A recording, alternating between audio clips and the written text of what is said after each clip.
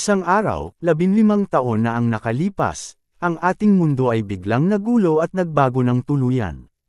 May mga bitak, mga mahiwagang portal kung saan lumabas ang mga demonyo.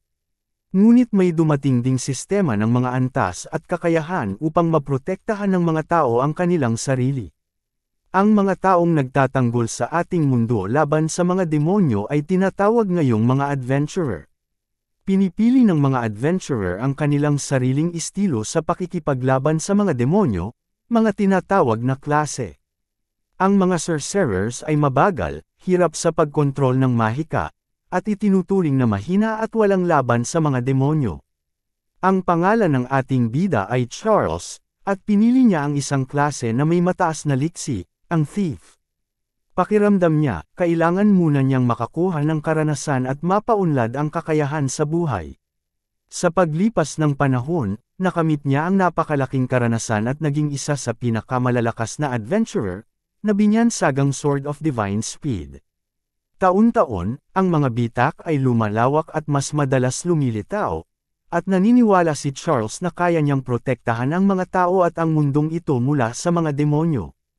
Hindi lamang siya ang may ganitong hangarin, maraming iba pang adventurer ang ginagawa rin ang lahat ng makakaya upang mailigtas ang mundo. Ngunit isang araw, isang hindi inaasahang balita ang dumating, si Charles ay tinanggal bilang isang member ng Sword of Glory. Hindi niya maunawaan kung bakit ito nangyari, kaya't nagtanong siya ng maraming katanungan. Subalit sinabi sa kanya na dapat ay alam niya na ang mga dahilan. Taon-taon, tumataas ang antas ng mga halimaw. Ngayon, hindi na epektibo ang mga atake ni Charles laban sa mga high-rank monsters. Wala rin siyang mga kasanayan sa suporta at paggaling, kaya ang Sword of Divine Speed ay naging pabigat na sa mga adventurer. Matagal nang tapos ang panahon kung kailan ang mga thief ay kinakailangan at malalakas. Ang mundo ay mabilis na nagbabago. Sinabi sa kanya na ang mga thief ay magiging kapaki-pakinabang na lamang sa pagkolekta ng mga materyales mula sa mabababang antas na halimaw. Sa laban kontra sa pinakamalalakas na demonyo, mas mainam na may sorcerer na kayang magbigay ng tunay na pinsala sa kalaban. Bukod dito, tinanggal din si Charles sa guild dahil siya ay isang C-rank. Dahil mas malalakas ang mga bagong bitek kaysa sa mga nauna, hindi makapaniwala si Charles na nangyari ito. Maraming beses niyang isinugal ang sariling buhay, ngunit ngayon, itinapon siya na parang basura. Kahit na nawala na ang kanyang lakas sa pakikipaglaban, siya pa rin ay isa sa pinakamalalakas na adventurer sa larangan ng lason. Si Mark, isa sa mga miyembro ng guild, ay lumapit kay Charles at nagsabi na may isa siyang hiling. Sa una, nakapagbigay ito ng kaunting pag-asa. Inakala ni Charles na bibigyan siya ng mahalagang tungkulin, ngunit ang hiling ni Mark ay magpanggap na hindi na sila magkakilala. Isang masakit na dagok ito para kay Charles, na nagsakripisyo ng maraming taon para sa iba. Doon niya napagtanto na wala na siyang halaga. Na-depress si Charles, nanatili siya sa loob ng bahay, nanigarilyo, at uminom ng alak. Ginugol niya ang buong buhay niya bilang isang adventurer, iniisip na lagi niyang ipagtatanggol ang kanyang bansa laban sa mga demonyo. Ngunit sa kabila ng lahat ng kanyang sakripisyo, itinapon siya na parang basura, isang bagay na mahirap tanggapin kahit para sa isang malakas na mandirigma. Napansin ni Charles na napag-iiwanan na siya ng iba. Gumastos siya ng maraming pera sa mga supply, mga potion ng witchcraft at iba't ibang kagamitan. Ngunit ngayon, wala na siyang natitira. Hindi na rin siya makakakuha ng mataas na ranggo sa paglilinis ng mga bitek dahil inalis na ng guild ang kanyang C-rank. Narinig niya sa balita na ang Sword of Glory ay papunta sa kalapit na bansa at nagtagumpay sila sa pagsakop sa bitek ng Dark Estate.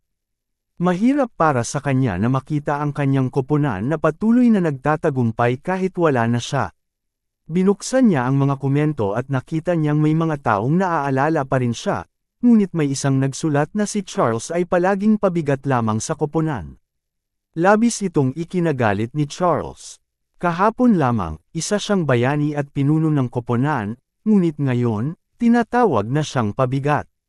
Naisip niya na nagkamali siya sa pagpili ng class. na kung ibebenta niya ang lahat ng kanyang kagamitan at potion, maaari pa siyang mabuhay ng ilang buwan. Ngunit sa kanyang mga mata ay bumalik ang mga alaala, alaala ng maluwalhating araw ng tagumpay at pangkalahatang pagkilala. Napaluha siya, ginugol niya ang buong buhay niya para sa koponan, at ngayon, nagdudulot ito ng matinding sakit. Humiga si Charles sa kama at nagsimulang mag-isip kung ano ang dapat niyang gawin sa susunod. Sa ngayon, halos wala siyang ideya. Nakakuha siya ng isang urgent na mensahe sa kanyang telepono na nagsasabing may lumitaw na S-class monster sa sentro ng lungsod, at kailangan niyang magtago agad. Naisip ni Charles na tila kakaiba ito. Isang halimaw na S-class ang lumitaw sa eksaktong sandali na wala sa bansa ang Sword of Glory. Napagtanto niya na wala ng malalakas na adventurer sa lungsod na ito na kayang talunin ang halimaw na iyon. Nagsimulang mag-isip si Charles. Napagtanto niya na magiging mahirap din para sa kanya ang labanan ng halimaw, ngunit alam din niya na ito ang pagkakataon niya upang patunayan ang sarili. Maipapakita niya na masyado siyang napaaga sa pagtanggal ng kanyang C-rank at na kaya pa rin niyang gumawa ng higit pa. Ang S-class monster ay isang tunay na pagsubok para sa bawat adventurer, dahil hindi biro ang ganitong klaseng demonyo. Ang pinakamaliit na pagkakamali ay maaaring magdulot ng kamatayan. Masaya si Charles na hindi pa niya naibenta ang kanyang kagamitan. Agad niyang hinarap ang halimaw. Hindi ito magiging madali para sa kanya.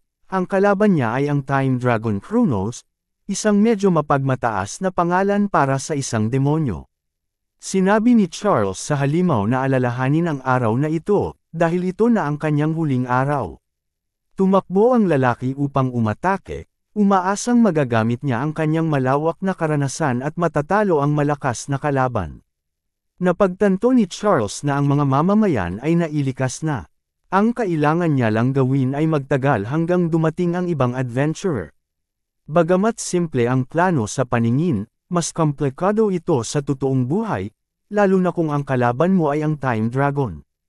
Ang higanting ito ay umaatake gamit ang apoy at matutulis na kuko, at mahirap iwasan ang mabilis nitong mga pag-atake. Napansin ni Charles na masyadong mabilis ang kanyang kalaban, at naramdaman niya ito sa sarili niyang katawan. Mukhang nasa panganib ang ating bida. Matapos makaranas ng ilang mapanganib na pag-atake mula sa dragon, nagsimulang magduda si Charles kung tama bang pumunta siya rito. Napakakumpiyansa ng Chronos. Ang puting baluti nito ay kumikislap sa ilalim ng araw, na lalo pang nagpapatingkad sa kanyang kadakilaan. Napagtanto ni Charles na dapat niyang panatilihin ang distansya mula sa ganitong kalaban. Nagpakawala siya ng lasong karit sa dragon, ngunit walang epekto ang atakeng iyon. Napagtanto niyang mahirap batasin ang balat ng dragon, ngunit umaasa siyang magtatagumpay siya. Magkaiba ang antas nila. Kung hindi sa bilis ni Charles, matagal na siyang patay. Napakahirap ng sitwasyon. Naisip ni Charles na wala na siyang ibang opsyon kundi ang sumugal at gamitin ang Thief's Claws. Ang Thief's Claws ay isa sa mga kakayahan ng class na ito. Sa pamamagitan ng atakeng ito, maaaring nakawin ng thief ang isang bagay mula sa kalaban. Isang seryosong demonyo tulad nito ay tiyak na may makapangyarihang mga kagamitan, at umaasa si Charles na makakakuha siya ng malakas na sandata kung papalorin siya. Ngunit masyadong malakas ang demonyo. Agad itong umatake at seryosong nasugatan si Charles sa dibdib. Mukhang nabigo ang tusong plano ng thief, at mas mabuti pang nanatili siya sa kanyang apartment at nanood ng mga palabas sa Netflix. Unti-unting dumidilim ang kanyang paningin. Ito na ba talaga ang katapusan ng maluwalhating mandirigma? Matatapos na ba ang kanyang kwento ng ganito na lamang? Sila, na palaging tinatawag na mga bayani, ngayon ay makakapagtagal lamang ng ilang minuto. Napakahina niya. Naisip ni Charles na kung makaligtas siya, tiyak na magiging mas malakas siya. Napansin niyang may hawak siyang kakaibang bagay sa kanyang kamay. Sa una, hindi niya naintindihan kung ano ito. Totoo bang nakuha niya ang bagay na ito gamit ang Thief's Claw? Ito ang maalamat na Dial of the God of Time. Pinahihintulutan nito ang bumalik sa nakaraan ng 10 taon. Kapag ginamit, ang bagay na ito ay mawawala mula sa lahat ng linya ng panahon. Unang narinig ni Charles ang tungkol sa mga bagay na may ranggong mythical class, at noong una, inakala niyang ito ay isang biro lamang ng dragon sa kanya. Ngunit seryoso ang hitsura ni Kronos at nais na tuluyang tapusin ang sugatang kalaban, at halos wala ng oras si Charles.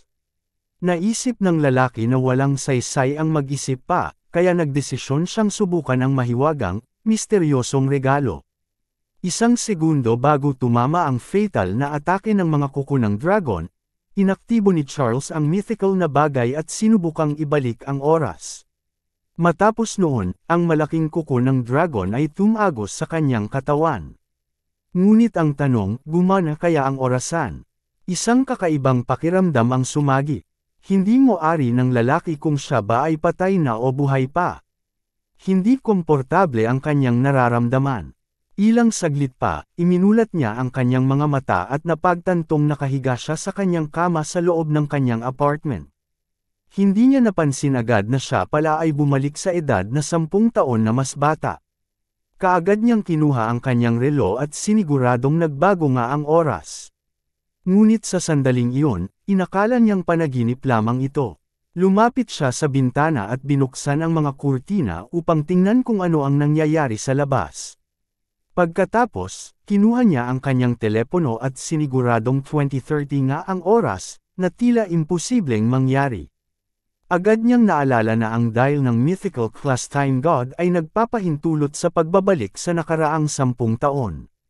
Nagpasya siyang suriin ang kanyang combat class at napagtantong wala siyang klase. Kaya't talagang bumalik siya sa nakaraan. Nagtagumpay siya, at buong kumpiyansang ipinangako ni Charles sa sarili na sa pagkakataong ito, magiging pinakamatibay siyang adventurer sa mundo. Ngayon, ang mga realidad sa mundong ito ay ganap na naiiba, at labis ang takot ng mga ordinaryong tao dahil sa mga rift at demon. Patuloy na lumalaki ang antas at laki ng mga halimaw, at laging nababalita sa telebisyon na maaaring ito'y maging tunay na sakuna para sa sangkatauhan. Mabilis na napagtanto ni Charles na talagang nasa mundo siya ng 10 taon na ang nakalipas. Isang natatanging pakiramdam. Sa hinaharap, hindi na gaanong pinag-uusapan ang tungkol sa mga fracture. Ang mahalaga ay dapat mataas ang antas ng tao. Napagtanto ni Charles na sa pagbabalik niya sa nakaraan, nakamit niya ang isang di matatawarang kalamangan laban sa iba. Ngayon, kailangan niyang makakuha ng mas maraming karanasan at bihirang mga bagay. Ang kaalaman ang kanyang pangunahing sandata. Ngunit, syempre, una sa lahat, kailangan niyang makuha ang adventurer class, na nangangailangan ng pag-level up sa ika-10 antas. May mga espesyal na rift para sa mga adventurer na mababa pa ang antas, na hindi pa nakakakuha ng klase. Ang mga rift na ito ay hindi nililinis at nasa ilalim ng kontrol. Agad na napagtanto ni Charles na ito ang perpektong pagkakataon para mag-angat ng antas. Nagdesisyon siyang pumunta sa unang rift ng F-rank, sa yungib ng mga goblin, upang subukang maabot ang ika-6 na antas. Hindi siya kabilang sa mga tumatakbo sa ganitong mga misyon upang itaas ang antas at umasang makakuha ng klase. Mayroon ding iba pang mga maaasahang mandirigma na natutulog ng may pangarap na isang araw ay magising bilang isang adventurer. Isa sa kanila ay si O'Hara, isang mandirigmang may antas 16 at gumagamit ng 2 kamay sa espada, na tumutulong sa mga baguhan sa rift. Sinabi niya na delikado ang manghuli ng mga halimaw ng mag-isa, dahil maaaring palibutan ka ng mga goblin at mahirap nang makatakas mula sa rift na ito. Kadalasan, tinatawag si O'Hara na leader. Sa tingin ni Charles, hindi naman ito mukhang masamang tao. Sinabi ni O'Hara na malaki ang lugi ng kanilang kumpanya dahil sa mga problema sa rift, kaya nagdesisyon siyang maging tagapagpatnubay. Para sa kanya, ang trabahong ito ay isang magandang libangan at dagdag na kita. Di nagtagal, nagpatuloy si Charles sa pagpatay sa mga goblin at mabilis na nakarating sa ika-10 antas.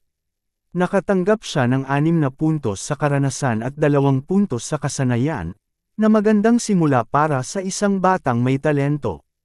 Kaagad na binati siya ng madaldal na gabay at sinabing mabilis matuto at umunlad si Charles.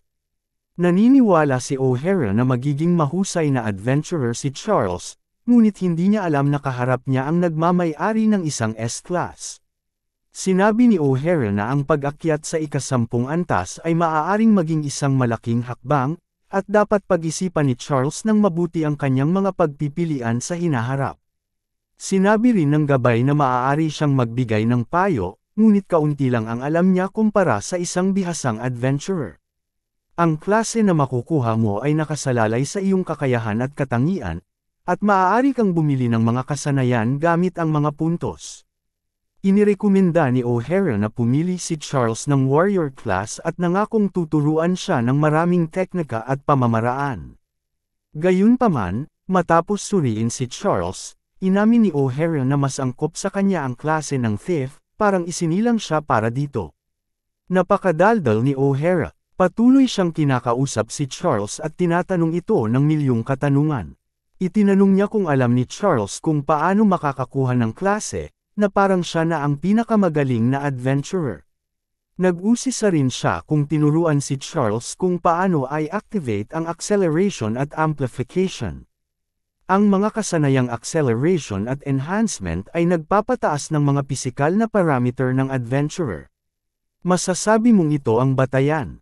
Mahalaga ang mga kasanayang ito, ngunit upang maging pinakamalakas na adventurer, mas mainam na huwag sayangin ang mga skill point dito. Magdamag na nag-isip si Charles at napagtanto kung ano ang kanyang kailangan. Nagsimulang sumigaw si O'Hara at pinakiusapan siyang huwag gawin ito. Bumili si Charles ng soft fall sa halagang 5 puntos. Binabawasan nito ang pinsala mula sa pagbagsak at pinapataas ang resistensya sa grabidad. Para kay O'Hara, ito ay isang walang kwentang kasanayan, na bihirang maging kapaki-pakinabang. Napakakaunti ng matataas na lugar kung saan magagamit ito. Nagpa siya ang lalaki na magbigay pa ng karagdagang payo kay Charles, ngunit tila hindi siya pinakinggan nito. Nagpatuloy si Charles na pagbutihin ang kanyang soft fall skill sa pamamagitan ng paggastos ng kanyang mga puntos. Sobrang inis ni O'Hara sa ginawang ito ni Charles, na para sa kanya ay parang kabaliwan. Iniisip ni O'Hara na, sa ganitong mga kakayahan, angkop lamang para kay Charles ang class ng swordsman o magsasaka. Lalo pa siyang nagulat nang sa wakas ay pinili ni Charles ang kanyang class.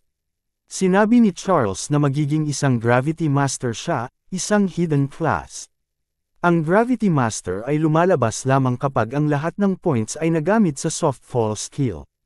Nadiskubre ito ng mas huli dahil sa mahigpit na kondisyon ng paglitaw nito. At kahit matapos itong matuklasan, walang may gustong pumili ng class na ito dahil sa tila mahihinang kakayahan nito. Kahit lumipas ang 10 taon, walang nakalutas sa hiwaga ng class na ito. Ngunit nauunawaan ni Charles ang asensya ng Gravity noong siya ay isa pang adventurer. Ang Gravity Master ang pinakamalakas na class sa lahat. Sinubukan ni O'Hara na pigilan ang bata at kumbansihin itong maging swordsman, ngunit hindi na niya ito mapigilan. At iyon ang mismong nais ni Charles. Kumpiyansa niyang kinumpirma ang kanyang desisyon at naging isang master ng gravity. Agad niyang nakamit ang kasanayan sa gravitational magic at gravity control, na siyang pundasyon ng klaseng ito. Halatang nasisiyahan at masaya si Charles. Lahat ng kanyang karanasan ay nagsasabing tama ang kanyang napiling landas. Sa klaseng ito, tiyak niyang magiging pinakamalakas na adventurer siya sa buong mundo. Sa pagkakataong ito, siguradong iba ang tatahakin niyang landas. Lumapit si O'Hara sa bata at sinabi niyang hindi tama para kay Charles ang class ng magic. Hindi pa rin niya matanggap na hindi siya pinakinggan ng bata. Sinabi niyang malaki ang posibilidad na hindi magtagal ang buhay ni Charles. Mahirap labanan ang mga demonyo gamit ang ganitong class. Napuno ng luha ang mata ng lalaki at sinabi niya na mas mabuti pang hindi na lang maging adventurer si Charles sa panahon ngayon. Sa paniniwala ng karamihan, ang mga class ng melee ay mas malalakas kaysa sa iba. Biglang natapos ang pag-uusap na ito dahil may kakaibang nangyari sa rift. Isang demonyo ang lumitaw sa tabi ni Charles at ng gabay, isang level 17 red cap, isang tunay na pagsubok para sa bawat mandirigma. Labis na natakot si O'Hara. Ang mga halimaw na may ganito kataas na level ay hindi dapat lumitaw sa lugar na ito. Isa itong anomalya. Naruroon si O'Hara sa lugar na iyon dahil hindi siya kumpiyansa sa kanyang kakayahan sa totoong labanan. Nakita niyang ang mga tao sa paligid ay mga batang adventurer na wala pang level 10, kaya kailangan niyang mabilis na iligtas ang kanilang mga buhay. Napagtanto ni O'Hara na ito ang kanyang pagkakataon upang patunayan ang sarili. Iniutos niyang tumakas si Charles kasama ang iba, at nangakong aabalahin niya ang halimaw. Nakita ni Charles ang nangyayari at napagtanto niyang hindi matatalo ni O'Hara ang Red Cap. Napakalakas ng halimaw na ito para sa gabay. Kung walang agarang magtatangka na makialam sa laban, maaaring magretiro ng maaga ang gabay. Hindi sanay si O'Hara na labanan ng mga kalabang kapantay niya ang level o mas mataas pa. Isa lamang siyang gabay na kayang pumatay ng mahihinang demonyo. Nagsimulang sumigaw si O'Hara, humihingi ng tulong mula sa mga adventurer na may level na higit sa level 15. Ngunit hanggang ngayon, wala pa ring tumutulong kay O'Hara. Malinaw na hindi niya matatalo ang ganoong kalakas na kalaban, isang pagkakamali lang at tiyak na mamamatay siya. Pinapanood ito ni Charles kasama ang ibang mga adventurer. Iniisip niyang hindi siya makakatulong dahil masyadong mababa ang kanyang level. Ramdam niya ito. Ni hindi niya maaninag ng maayos ang mga galaw ng Red Cap. Napakahina pa ng kanyang gravity magic, at halos wala siyang alam tungkol sa kanyang mga kakayahan. Sa sandaling iyon, naalala ni Charles ang kanilang unang pagkikita ni O'Hara, nang subukan ng karanasang gabay na iligtas siya mula sa panganib. Napagtanto ng binata na hindi niya kayang iwanan sa kapahamakan ng ganoong kabuting tao. Sa panahong ito, nagawa na rin niyang mahulog ang loob kay O'Hara. Panahon na upang gamitin ang kanyang espada at kapangyarihan upang protektahan ang kaibigan. Nang makita ng gabay na susubukan ni Charles na tumulong, nagsimula siyang sumigaw at pigilan ito. Akala ni O'Hara, pareho silang mamamatay ngayon. Sinabi niya na ang class ni Charles bilang isang magic user ay napakahina, na, sa ganoong kalaking agwat ng lakas, tiyak na mabilis siyang mamamatay tulad ng dati. Halos hindi pinakinggan ni Charles ang gabay. Tinitigan niya ang Red Cap at sinabi na ngayon niya susubukan ang bago niyang mga kakayahan dito. Handa na siyang isugal ang pangalawa niyang buhay upang malaman kung ano ang kaya ng isang mas malakas na class. Kung hindi nila matatalo ang Red Cap ngayon, halos wala ng pagkakataong makatakas. Kaya't ito'y laro ng lahat o wala. Agad na napansin ng demonyo ang binata at umatake ito. Panahon na para sa mga mapagpasyang aksyon. Ang kahinaan ng mga magic classes ay ang kakulangan sa pisikal na kakayahan. Ang mga mangkukulam ay lubos na umaasa sa tulong ng iba pang class. Ngunit iba ang Gravity Master. Kaya nitong pataasin ang mga pisikal na parameter kapalit ng mana. Sinimulan ni Charles na kontrolin ang kanyang gravitational force at pahinain ang gravity sa paligid niya. Nagsimula ang tunay na mahika, at tila nakatingin si O'Hara sa kaibigan na punong-puno ng paghanga, hindi maunawaan kung paano ito nakakagalaw ng ganoon kabilis. Agad na binawasan ni Charles ang gravity, dahilan upang bumilis ang kanyang mga galaw, isang napakatalinong solusyon sa kritikal na sitwasyon. Ang mga galaw ng lahat sa paligid ay naging mas madaling basahin, at ito'y maaaring gawing kalamangan sa laban. Hindi mahalaga kung ano ang gawin ng kalaban, kung kaya mong basahin ang kanilang susunod na galaw. Hindi pa alam ng Red Cap na nalalapit na ang kanyang katapusan sa bilis na tila liwanag. Sigurado siyang madali niyang mapapatay ang mayabang na binatang ito. Hindi niya alam na sa nakaraang buhay nito, nanalo si Charles sa mahigit 1,000 labanan gamit lamang ang sarili niyang bilis. Hindi makapaniwala si O'Hara sa kanyang nakikita. Sa paggamit ng isang mababang level na magic class, nagawa ni Charles na sugatan ang Red Cap.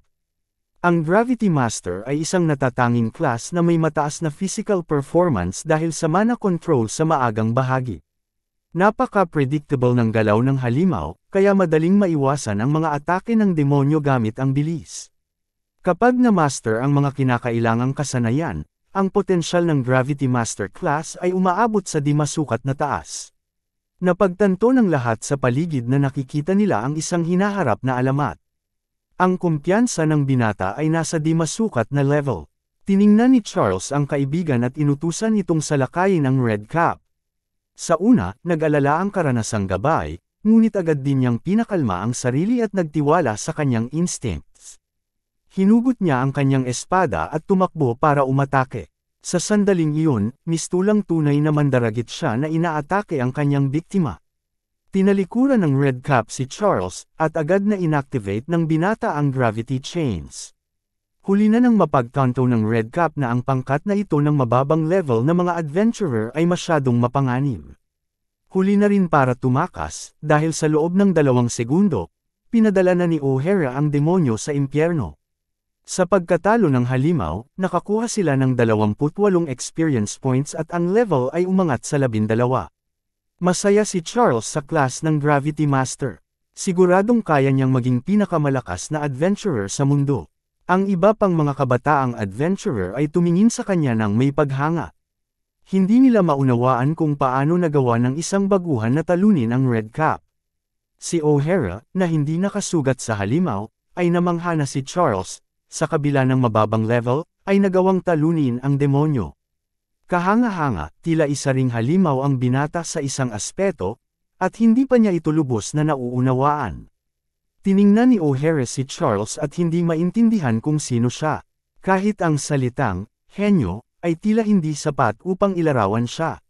Biglang nakaramdam ng panghihina si Charles, nagamit niya ang lahat ng kanyang mana sa pag-activate ng Gravity Master skill. Sa mga sandaling iyon, nahirapan siyang igalaw kahit ang kanyang daliri. Kailangan niyang ayusin ang bahaging ito sa hinaharap. Agad na lumapit si O'Hara sa binata, nagpasalamat sa pagliligtas sa kanya, at nag-alok ng tulong. Natutuwa si Charles na marinig ang mga salitang pasasalamat. Matagal na niyang hindi naramdaman na siya'y isang tunay na bayani na kayang magligtas ng iba. Bukod kay O'Hara, marami pang ibang mababang level na adventurer ang naligtas, lahat ng ito'y dahil kay Charles. Nagpasalamat ang gabay hindi lang para sa kanyang pagkakaligtas, kundi pati na rin sa pagtulong ni Charles na malampasan ang kanyang takot. Lagi kasing kulang sa tapang si O'Hara upang labanan ang malalakas na halimaw, kaya't lagi siyang nangangaso ng mas mahihinang demonyo. Ngayon, sa tulong ni Charles, nagawa niyang tumapak pasulong.